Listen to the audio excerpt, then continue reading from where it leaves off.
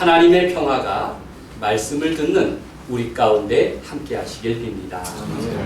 오늘은 맥주 감사 주일입니다. 가족 예배로 드립니다. 어린아이부터 어른들이 함께 예배를 드리면 참 풍성하고 부요하게 느껴집니다. 우리 지훈이가 고개를 끄덕끄덕하네요. 감사의 마음이 절로 나옵니다.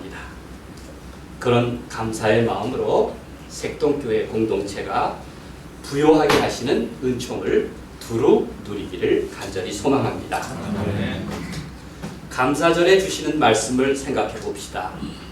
여러분들이 지금 읽고 있는 톨레에게 지혜의 책 잠언은 이렇게 말하고 있습니다.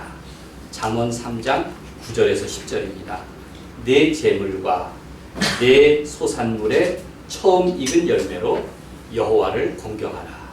그리하면 내 창고가 가득히 차고 내 포도즙 틀에 새 포도즙이 넘치리라는 말씀입니다. 무엇이 첫 열매일까요? 그것은 물질이 아닙니다. 감사하는 마음, 감사하는 마음이 첫 열매입니다. 감사할 때 나는 주님께 드려진 첫 열매가 됩니다.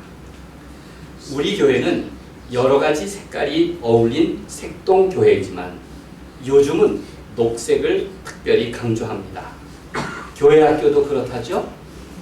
녹색 교회, 녹색 가정, 녹색 그리스도인입니다. 저도 오늘 아침 먹던 제게 할당된 빵 3조각 중 1조각을 남겼더니 바로 저에게 녹색교회 목사님이 남기시면 됩니까? 이렇게 얘기를 들었습니다. 여러분들 가정마다 다 이런 좋은 불화가 있길 바랍니다. 얼마 전에 든 생각입니다. 생수값이 비쌀까요? 휘발유값이 비쌀까요? 문득 이런 생각이 들었습니다. 곰곰이 생각해 보세요. 결론은 제주 삼다수 값이 휘발유 값보다 비쌉니다. 편의점에서 삼다수 0.5리터에 1,000원하고 저희 집 앞 주유소에서 휘발유 1리터 값은 1,750원입니다. 똑같이 1리터로 비교하면 생수가 250원이 비쌉니다. 그런데 주유소에서 기름 넣을 때는 한 방울도 새지 않도록 애쓰면서, 그런데 생수는 마시다가 버리는 경우가 많습니다. 회의장에 가면 한 모금씩 먹고 다 두고 갑니다. 얼마나 낭비인가요? 우리가 사는 세상은 목마름으로 가득합니다. 우리가 목말라 하는 것은 생수값이 비싸서가 아닙니다. 홍수에 마실 물이 없다는 속담은 풍요 속에서도 감사를 모르고 사는 인생들을 가리키는 말입니다. 우리 그리스도인은 세상에 명예와 물질을 얻는 것뿐 아니라 정의와 진리와 창조 질서의 삶에도 목말라야 합니다. 그래서 깊은 생수를 나눌 수 있는 우리 모두가 되기를 간절히 바랍니다. 맥주 감사 주일은 어떤 절기일까요? 구약시대 전통에 따르면 6월절 후 49일 동안 매일 저녁 하루하루 날짜를 셉니다. 그렇게 50일째 되는 날이 오순절입니다. 이날부터 77절 혹은 맥주절이라고 부르는 감사절기를 시작합니다. 신명기, 우리가 수요기도회에서 신명기 세계관을 배웠는데 신명기 16장 말씀입니다. 네 하나님 여호와 앞에 77절을 지키되 네 하나님 여호와께서 내게 복을 주신 대로 내 힘을 헤아려 자원하는 예물을 드리고 너와 내 자녀와 노비와 내 성중에 있는 레위인과 및 너희 중에 있는 객과 고아와 과부가 함께 내 하나님 여호와께서 자기 이름을 두시려고 택하신 곳에서 내 하나님 여호와 앞에서 즐거워할지니라, 이렇게 기록하고 있습니다. 이 감사절기에 우리가 하나님과 관계뿐만 아니라 나와 이웃, 심지어 고아와 과부와 객과 함께 하나님 여호와 앞에서 즐거워하라고 이렇게 말씀하고 있습니다. 한마디로 감사는 모두가 함께하는 잔치입니다. 감사는 그리스도인의 생활입니다. 우리 그리스도인은 이러한 계명을 기억하고 실천하면서 내 인생의 시간 속에서 하나님과 관계를 회복하려는 것입니다. 감사는 진정으로 하나님 안에서 부요한 삶이 무엇인지를 가르쳐주고 있습니다. 함석헌 선생은 이런 말을 하셨습니다. 생각하면서 살지 않으면 사는 대로 생각하게 된다. 생각하는 백성이라야 산다. 이런 말도 했습니다. 삶의 의미를 미리 생각하고 말하고 행동하라는 것입니다. 감사를 고백하고 그런 마음으로 산다면 그의 생애가 복이 있을 것입니다. 제가 웃자고 하는 이야기니까 새겨 들으시기 바랍니다.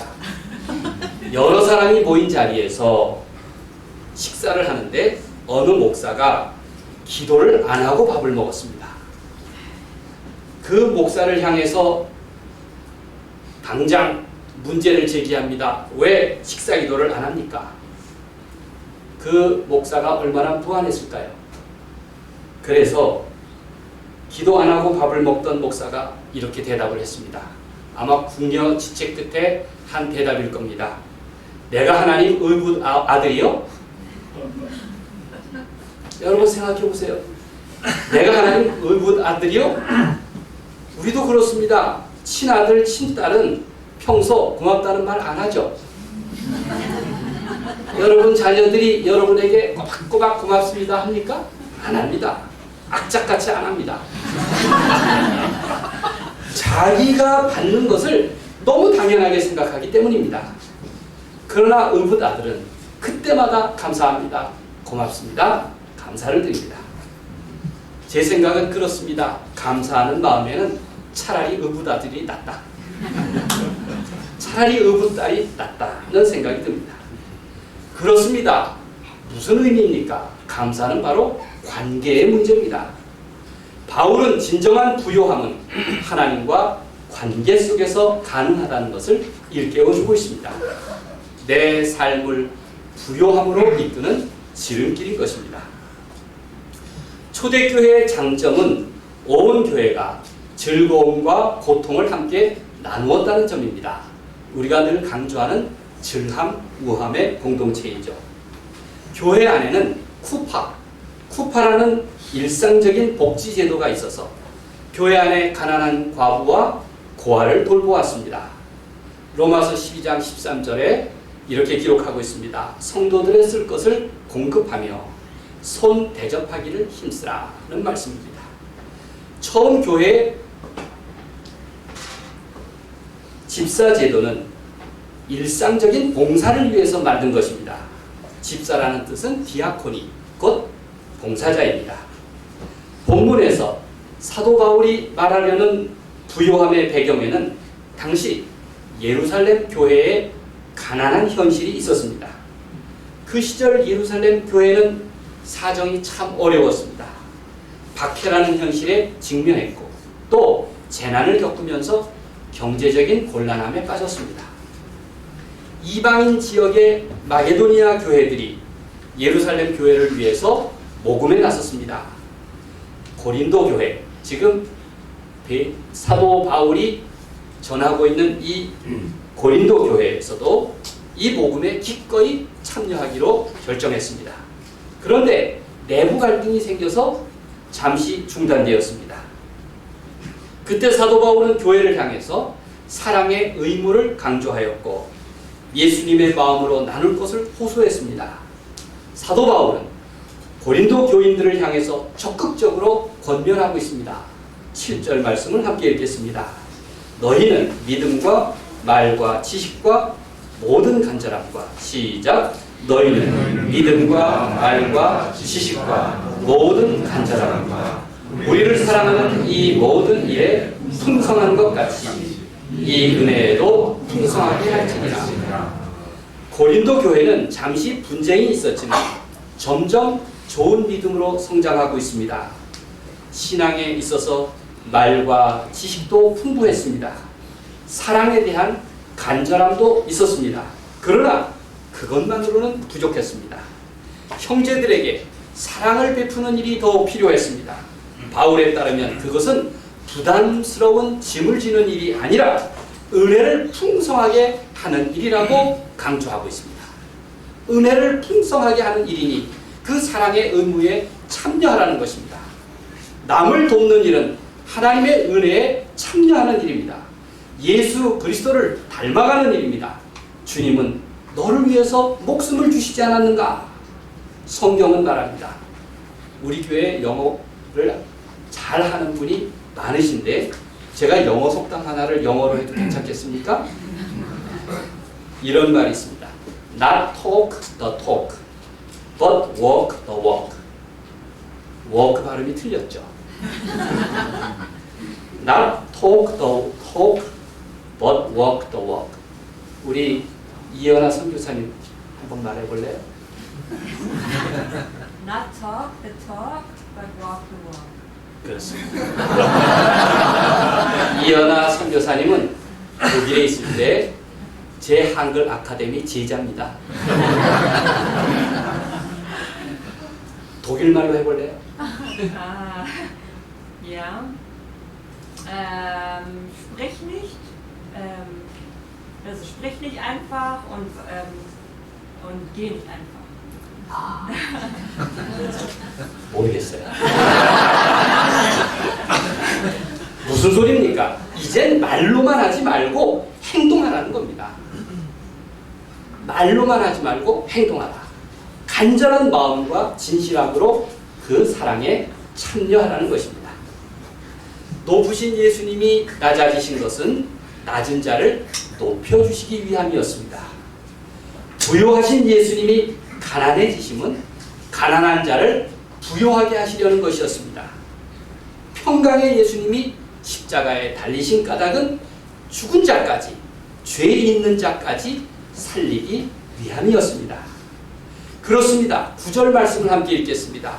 우리 주 예수 그리스도의 은혜를 시작. 우리 주 예수 그리스도의 은혜를 너희가 알거니와 부요하신 이로써 너희를 위하여 가난하게 되시니 그의 가난함으로 말미암아 너희를 부요하게 하려 하심이라. 이것이 초대교회의 감사 고백이요 우리의 신앙 고백입니다. 예수님은 최후의 만찬에서 제자들에게 이렇게 말씀하셨습니다. 그러나 나는 섬기는 자로 너희 중에 있노라. 나는 섬기는 자로 너희 중에 있노라. 예수님은 자신을 낮추고 섬기고 버리심으로써 죄인인 우리로 하여금 하나님과 친교를 누리도록 하셨습니다. 그리하여 이제 우리는 하나님의 부요함을 얻게 된 것입니다. 하나님은 내가 부요하게 살기를 원하십니다. 9절에 이렇게 말씀하시죠. 너희를 부요하게 하려 하심이라. 너희를 부요하게 하려 하심이라. 그것은 물질의 부요함만이 아닙니다.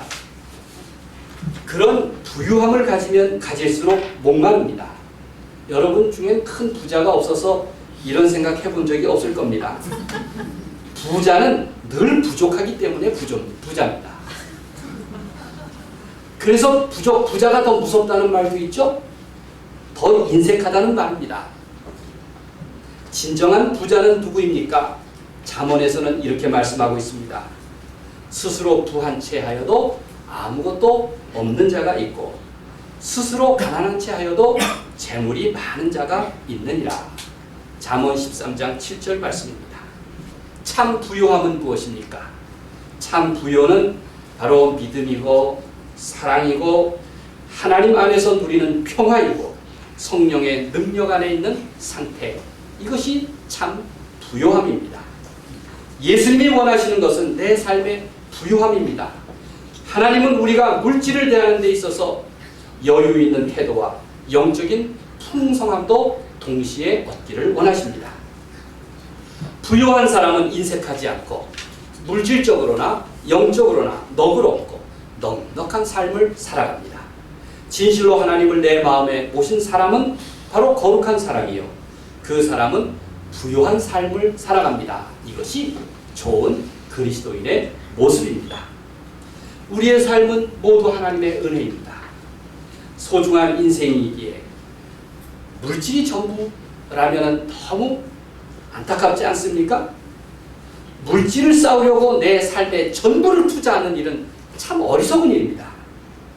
그 사람은 감사함을 나눔으로써 더 부요한 하나님의 역사를 배워야 합니다.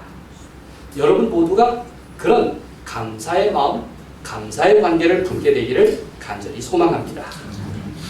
평소 고마운 마음을 알고 사는 사람과 모르는 사람의 차이가 있습니다. 제가 알려드리겠습니다. 그리스 작가 니코스 카잔차키스가 쓴 영혼의 자서전에 나오는 이야기입니다. 그의 외할아버지가 이렇게 유언을 했습니다. 잘 들어보십시오. 너희는 올리브 나무와 포도나무를 잘 돌봐라.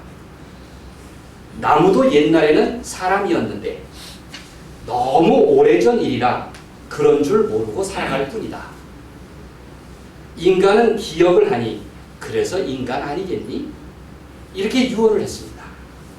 작가의 말에 따르면 나무에게 고마움을 모르면 그건 사람도 아니라는 뜻입니다. 올리브 나무, 포도나무가 주는 열매의 소중함과 또 귀함을 모른다면 그건 사람도 아니지. 그러니 나무를 잘 가꾸고 돌보아라. 그들도 예전에는 사람이었는데 기억을 못해서 자기가 사람인 줄 모르는 거란다. 참 외할아버지답죠? 감사를 모르는 사람은 그건 사람도 아니야.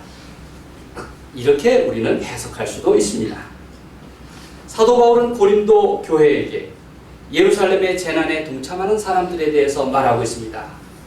당시 고린도 교회를 비롯해서 모든 주님의 교회는 예루살렘 교회의 복음의 빚을 지고 있었습니다.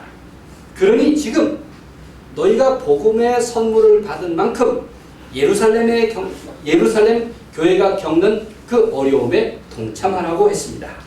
14절 말씀을 함께 읽겠습니다. 이제 너희의 넉넉한 것으로, 시작. 이제 너희의 넉넉한 것으로 그들의 부족한 것을 보충하고 후에 그들의 넉넉한 것으로 너희의 부족한 것을 보충하여 균등하게 하려 합니다. 방법은 오늘 본문에서 그 방법을 제시하고 있습니다. 마음에 원하는 대로 해라. 선한 일을 작정했으면 어서 서둘러라. 끝까지 책임져라. 선의의 경쟁심을 가져라. 경제적 나눔을 통해 영적 나눔을 실천해라. 누군가에게 도움을 주면 나도 도움을 받을 것이다. 하나님이 공평하게 채워주심을 믿고 하라. 이렇게 말씀하고 있습니다. 사실 어려울 때 누군가 나를 위해 중보기도 하고 곤란한 사정을 돕는 사람이 있다면 얼마나 큰 위로와 힘이 될까요? 여러분의 경우 내가 힘들 때 진실로 나를 도울 수 있는 사람이 누가 있습니까? 경제협력개발기구 OECD가 발표한 행복도 지수를 보면 이런 통계가 있습니다. 힘든 상황에서 남에게 도움을 요청할 수 있는 사람이 있는가? 이렇게 질문했습니다. 한국인은 전체 36개 나라 중에서 35등이었습니다. 한국인 81%가 그렇다고 했는데 남자는 77%, 여자는 84%였습니다. 바꿔 생각하면 5명 중 한 사람은 도움을 받을 사람이 없다. 이렇게 대답한 것입니다. 우리 사회가 그렇게 고향과 혈연, 학연을 따지는데 선거 때마다 우리가 남이냐 이렇게 말하는 사람들인데 우리가 세계 선진국들 중에서 꼴찌라니 기가 막힌 노릇입니다. 왜 그럴까요? 왜 한국인은 서로 도움을 받기가 어려울까요? 뒤집어 보면 그만큼 우리가 남을 도와주지 않고 살기 때문인 것입니다. 우리가 아는 OECD 국가의 사람들은 대개 그리스도교 문화권에 삽니다. 통계에 따르면 유럽인들은 우리보다 4배를 나누고 미국인들은 우리보다 8배를 더 나눈다고 합니다. 잠언의 말씀을 다시 읽겠습니다. 구제를 좋아하는 자는 풍족하여질 것이요 남을 윤택하게 하는 자는 자기도 윤택하여지리라. 11장 25절 말씀입니다. 그렇습니다. 감사절은 은혜의 하나님께로 돌아가는 날입니다. 감사는 내게 주신 복을 나누는 일입니다. 복의 통로로 살아가는 일입니다. 그리하여 다시 하나님의 사랑을 기억하고 하나님의 품으로 돌아가는 날입니다. 이를 위해서 감사를 습관화하십시오. 그리하여 성격으로 만들고 감사가 내 운명이 되게 하십시오. 칼 라너는 일상이라는 책에서 그리스도교의 신비는 일상에서 이루어진다고 했습니다. 칼 라너는 일하는 것, 걷는 것, 앉는 것, 보는 것, 웃는 것, 먹는 것, 자는 것 등 습관적으로 반복하는 일들과 익숙한 삶의 자리에서 하나님의 은혜, 그 신비와 만날 수 있다고 했습니다. 이것이야말로 일상에서 행해야 할 감사에 대한 교훈일 것입니다. 그런 때에 우리 주님은 부요한 삶을 약속하십니다. 우리를 부요하게 하시는 하나님의 부요하심이 우리를 너그럽고 풍성한 삶으로 인도하실 줄로 믿습니다. 명심하십시오. 진정한 부요함은 부요하게 하소서, 부요하게 하소서라는 청원 때문이 아니라 부요하게 하라! 그런 말씀에 대한 순종에서부터 시작된다는 것을 꼭 명심하시길 바랍니다. 복된 맥주감사절기에 하나님의 부요하게 하신 은혜로 내 삶에서 진정한 부요함을 누리는 우리 모두가 되기를 우리 주님의 이름으로 간절히 축원드립니다. 아멘.